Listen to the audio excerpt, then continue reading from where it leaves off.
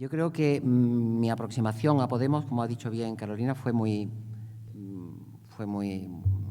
casual. Yo me leí el programa que tenían colgado en su página web, se llamaba, creo que, Borrador Programa de Propuestas. Creo que era así. Me lo leí despacio y pensé, es justo lo que pienso y es justo lo que había que hacer. Y es un programa de ruptura democrática. Por tanto, me pondré en contacto con ellos a ver qué pasa. Sabía que estaba en marcha el tema de las elecciones europeas. Tampoco es que me preocupe mucho a mí las elecciones ni los cargos, pero bueno, sabía que había ese proceso, que es un proceso participativo, social, amplio, etcétera, y me puse en contacto con ellos y particularmente con Pablo y luego con algunos de los compañeros y compañeras que hayan sido citados aquí. Por tanto, lo primero que tengo que hacer es agradecerles a ellos, a todos ellos y especialmente a Pablo, su acogimiento de verdad, profundo y sincero que han tenido cuando yo he descolgado el teléfono y he dicho, pues si no os importa, yo quizás os podría echar una mano, que es lo que suelo decir en estos casos, pero me parece que a lo mejor ese echar una mano pues ha servido de algo más que echar una mano. Pero bueno, eso ya lo dirá en todo caso la sociedad y el pueblo que lo dejan ejercer, como ya decía Carolina muy bien, de cuando en cuando, como si fuera soberano, porque realmente no lo es. Por tanto, gracias a todo lo que significa Podemos y a su personificación más pública, que es Pablo, y gracias a todos vosotros por estar aquí. El primer programa que yo vi de Podemos se hablaba de que había varios objetivos, que era el régimen fiscal naturalmente justo y, por tanto, elevación de impuestos a las grandes fortunas, a las sociedades. No puede ser que las sociedades tengan no solamente los tipos impositivos tan bajos que tienen, sino que además tienen 1000 formas de defraudar y colocar el capital en los paraísos fiscales, que prácticamente es una forma de defraudar al fisco, como se ha demostrado en el caso Falciani, etcétera, etcétera. Por tanto, yo creo que todo esto está en el programa de Podemos y hay que fortalecerlo y empujarlo. Y realmente que acabemos de una vez con los paraísos fiscales. Es decir, los paraísos fiscales es el gran espacio de la evasión fiscal, de la opacidad, del abuso. Es, bueno, en el auto en el que se rechaza de la Audiencia Nacional, en el que se rechaza la extradición de Falciani a las autoridades suizas por haber violado el secreto bancario, según las autoridades suizas, se viene a decir que el HSBC, se dice que el HSBC, que es el banco donde tenían las cuentas, creo que eran 3.500 contribuyentes españoles, si no me equivoco, cuentas ocultas, naturalmente, y numeradas, y naturalmente que luego, gracias a Falciani, se han conocido, ¿no? Y ha significado, según dijo el secretario de Estado de Hacienda en el Congreso de Diputados, se hizo la mayor regularización fiscal de la historia de España, con lo cual estamos hablando de unas cifras extraordinarias.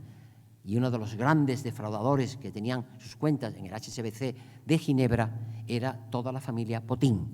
Por tanto, no estamos hablando de cualquiera, estamos hablando de personas que además controlan la economía española y que sistemáticamente evaden impuestos a través de los cauces de los paraísos fiscales. Se introdujo una pequeña reforma hace un año en el Código Penal que decía que en el delito de evasión fiscal, de fraude fiscal, delito contra la hacienda pública, es como se llama, era un agravante hacerlo a través de los paraísos fiscales. Oiga, si es un agravante hacerlo a través de los paraísos fiscales, usted lo que tiene que hacer es acabar con los paraísos fiscales. Es decir, en España no puede haber ningún banco ni ninguna empresa que tenga ninguna filial domiciliada en un paraíso fiscal, sino porque lo constituye como un agravante. Si es un agravante, quiere decir que es una causa para incrementar la pena y, por tanto, es una causa que agrava la conducta delictiva.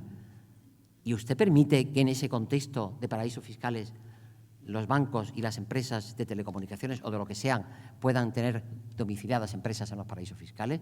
Es una contradicción radical, absolutamente insoportable para una sociedad democrática que quiere ser justa, Pero hay una resolución aprobada en el Parlamento Europeo en abril de 2010 con el voto en contra de todo el Partido Popular Europeo, es decir, el que está gobernando aquí ahora, que decía así: los paraísos fiscales pueden constituir un obstáculo insuperable para el desarrollo económico de los países pobres, usurpando la soberanía de otros países y creando incentivos para la delincuencia económica.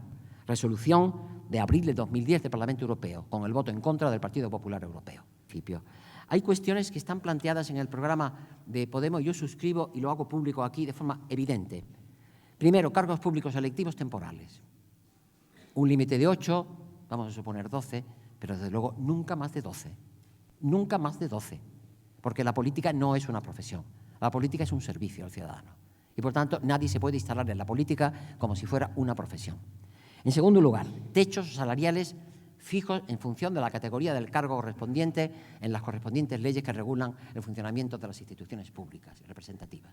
Por tanto, techos salariales y, desde luego, una absoluta transparencia de los ingresos que perciben, ya sea en concepto de sueldo, ya sea en concepto de dietas, por el cargo público que desempeñan y luego por todo ese entramado de cargos que desempeñan en empresas públicas que no se sabe muy bien exactamente por qué están allí, qué hacen allí, si cobran o no cobran y qué función desempeñan.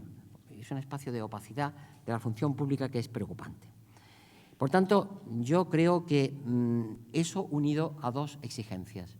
Una, primero, una exigencia evidente de que no se puede consentir el paso de la actividad privada a la pública sin un conocimiento exacto de dónde procede el que pasa de la actividad privada a la pública. Estoy refiriéndome generalmente a quienes ocupan cargos de cierta relevancia política, es decir, diputados de cualquier naturaleza, desde el Estado hasta las autonomías, concejales de ayuntamiento, altos cargos, directores generales, subdirectores generales, concejales, etc.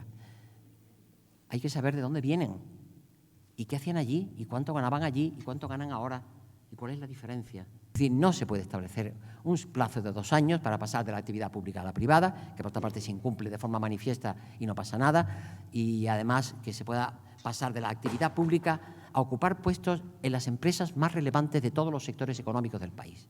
Eso es una inmoralidad, aparte de poder llegar a ser otra cosa, pero es de entrada una inmoralidad social.